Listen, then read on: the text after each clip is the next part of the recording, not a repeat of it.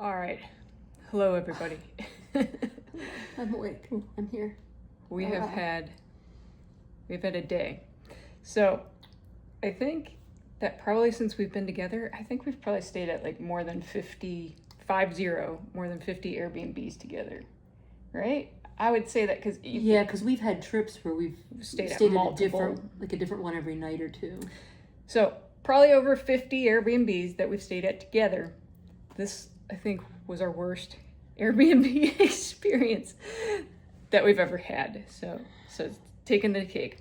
So we start at the beginning, right? So first off, we thought that we kind of wanted to stay away from things, right? We're not like huge stay by the touristy things and the cluster and the noise. So we were like, oh, this looks like kind of away from things.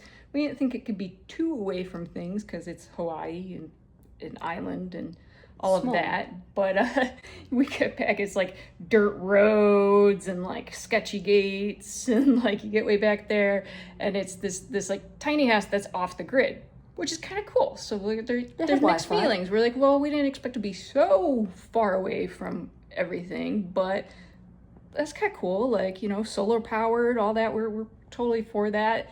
And, you know, maybe some peace. We kind of thought that. So There's some peace.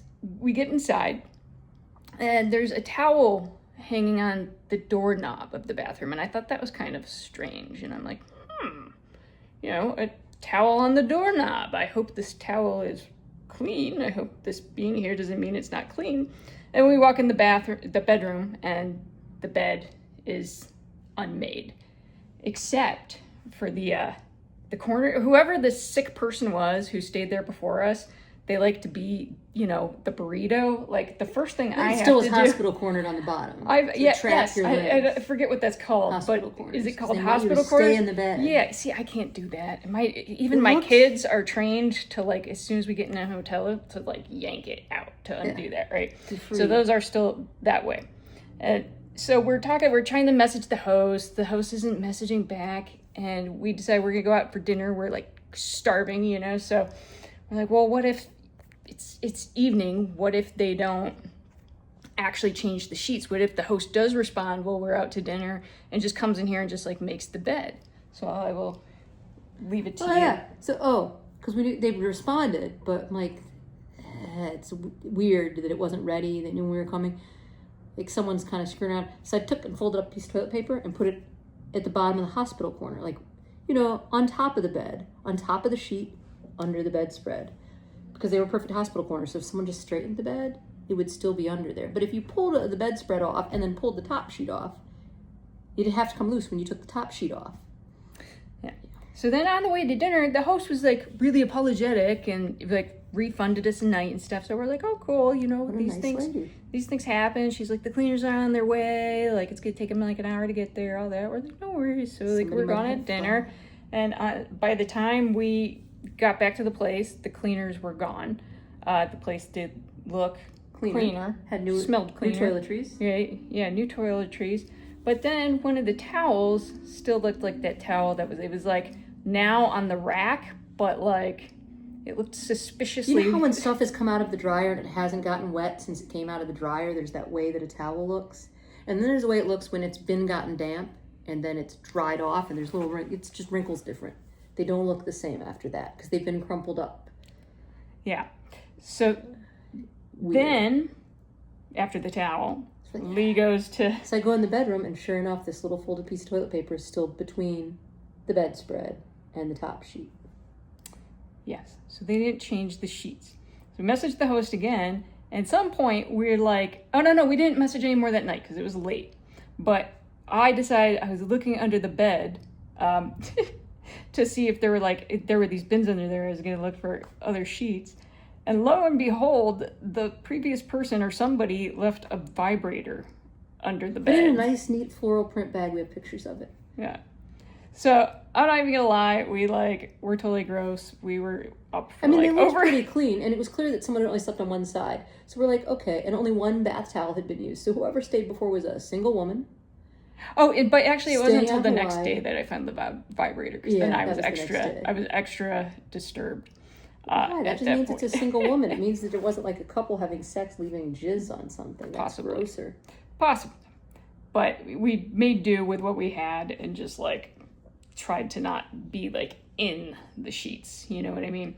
And then messaged the host the next day, and she basically nicely accused us of like not telling the truth about the sheets, like, Or and being we paranoid. even gave her an out. Like, we didn't say like they lied about changing the sheets. We were like, oh, I think there was a misunderstanding. We didn't just want the bed made. Like, we were being like totally nice about it. These are the same sheets. There was something between them. I didn't say I put something between them and it stayed there, because I didn't want to sound like a freak, which apparently is what I should have done.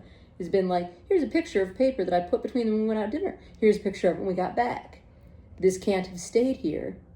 But that, like, we were staying there all week. So it was like, do we be that aggressive about it, or do we just... So then we just ultimately decide, like, you know what, we're not going to let this ruin our whole week. Like, we're just going to let this whole thing, like, roll. We'll deal with it. Like, we've slept in more disgusting places. Like, we've slept on the ground and all in the sorts ground of at aid things. stations. Everything, right? In the middle of the trail. So we decided to let it roll, even though it's super disgusting, and I can't believe we're telling you that. But we're just like, too late anyway. It was too late. But then, like, there's like these increasing amount of things. Like, so they've like apparently built this. It's hard to explain. It's like a manufactured home kind of deal. But it's still on a trailer. And it's like the wind would blow it and shake it, and there would be these metal noises all night. Creaky so metal literally, noises. like, we weren't like getting any sleep. I have been cumulatively getting more tired every day we've been here because I'm not sleeping at night, and you know we have the race this weekend, but yeah, all night long it's like.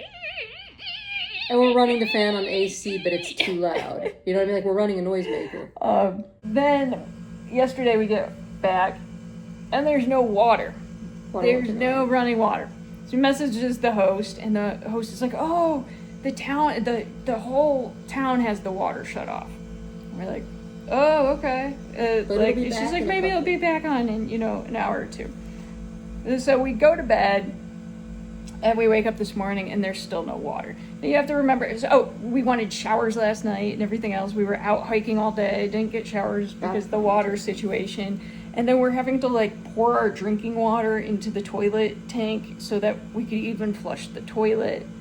Because this is way out dirt roads. It's not like there's a near store. Because when we get to the part of we called Airbnb support, they're like, well, just go to, there must be a store on the block. We're like, you're not understanding the number of dirt road with pothole turns it is to get out to this Airbnb, which wasn't in the description. But like, that's not an option. That's a 15 to 20 minute drive. There's no nearby public toilet. There's no nearby restaurant.